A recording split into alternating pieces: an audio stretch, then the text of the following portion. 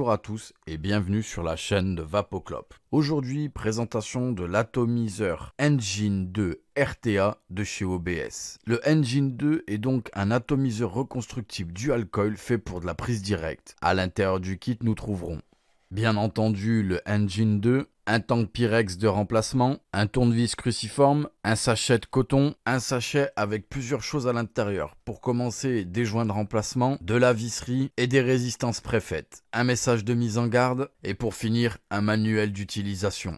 Au niveau de l'atomiseur, il mesure une hauteur de 56 mm pour un diamètre de 26 mm.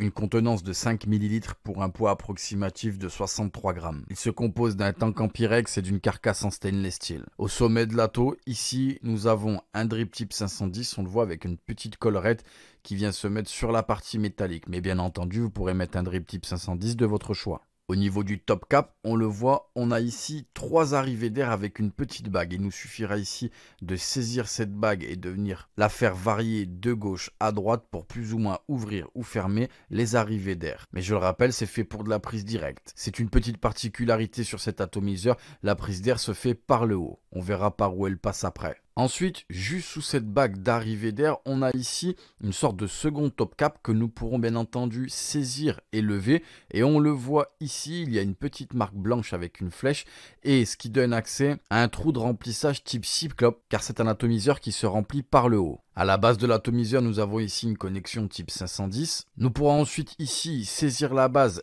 et la dévisser, ce qui aura pour effet d'un côté de nous sortir le deck de reconstruction et de l'autre, on le voit, le tank en Pyrex avec la chambre d'atomisation et la cheminée d'air. Ici, au niveau du réservoir, on le voit, il y a des petites encoches dans le métal. Ce sont des détrompeurs pour mettre son deck correctement. Ensuite, on le voit, il y a au centre la chambre d'atomisation et il y a un petit passage entre la chambre d'atomisation et ici la cheminée. C'est par là qu'arrive l'air qui nous vient directement ici du drip tip. Au niveau des détrompeurs, on le voit quand on va ici mettre son top cap, on le voit, il y a un gros jour. Je viens tourner tout doucement jusqu'à que le deck de reconstruction et la base viennent s'enquiller à l'intérieur. Ici, on le voit, ça fait un petit clac, les détrompeurs sont mis et là je vais pouvoir revisser. Ensuite, au niveau du deck de reconstruction, on le voit, il est un petit peu particulier. On a ici 2 postes avec des vis cruciformes et on le voit ici, on a des cuves qui donnent directement sur la base. Bien entendu, ici, la cloche en métal s'arrête à ce niveau-là et le liquide va descendre tout au fond de la cuve et va venir alimenter les cotons qu'on va mettre ici. Donc les trous sont assez larges, il ne faut pas hésiter à en mettre. Au niveau du placement des coils, vous l'aurez compris, on va venir dévisser ici les 2 vis et on va placer le coil en bas. Ici, on le voit, il y a une petite encoche de ce côté, une petite encoche de ce côté, c'est par là où va arriver l'air et remonter au niveau des coils. On est presque sur une arrivée d'air type Kennedy. Nous allons maintenant effectuer la reconstruction de l'ato. Ici, je vais prendre le tournevis fourni et je vais venir dévisser les vis. Ici, je prends les résistances qui me sont fournies à l'intérieur et on le voit, il y a une patte qui est un tout petit peu repliée.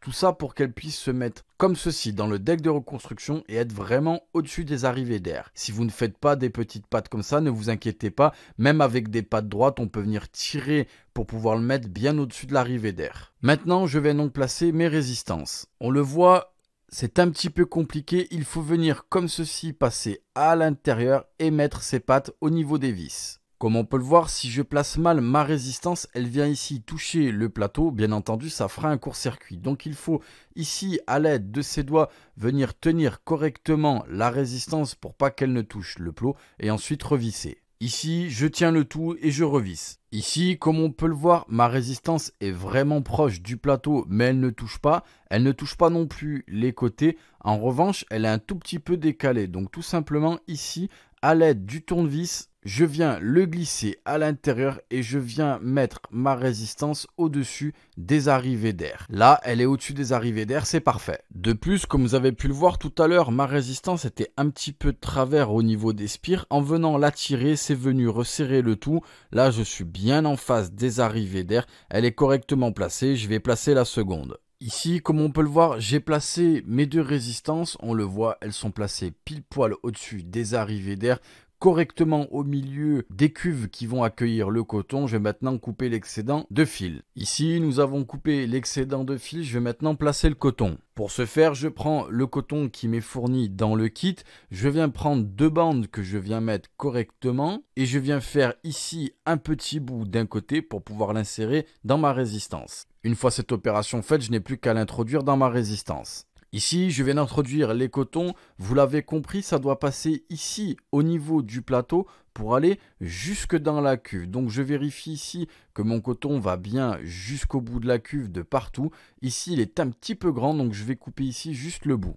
Une fois cette opération faite, à l'aide du tournevis, je viens tout simplement mettre mon coton à l'intérieur des cuves. Ici, comme on peut le voir, j'ai mis mon coton à l'intérieur des cuves. Le but primordial étant bien entendu de venir obstruer la totalité de l'ouverture. Si le coton ne va pas jusqu'en bas de la cuve, ce n'est pas grave puisque bien évidemment, quand on va venir vaper, on va bouger comme ceci son atomiseur. Donc ça va automatiquement venir toucher à un moment donné le coton pour alimenter les résistances. Ici, j'ai bien placé mon coton. Il n'est pas trop tassé, j'ai bien obstrué tous les orifices. Nous allons maintenant imbiber le coton, remonter la taux et le tester. Nous revoici donc ici avec le Engine 2. On a fait la reconstruction de l'atomiseur ensemble. Ici, j'ai bien imbibé mes résistances. J'ai rempli l'atomiseur un petit peu, juste pour le test. La box me détecte les résistances à 0,19 ohms, soit 0,2. Je suis réglé à 35 watts. Les arrivées d'air sont complètement ouvertes et on teste ça en prise directe.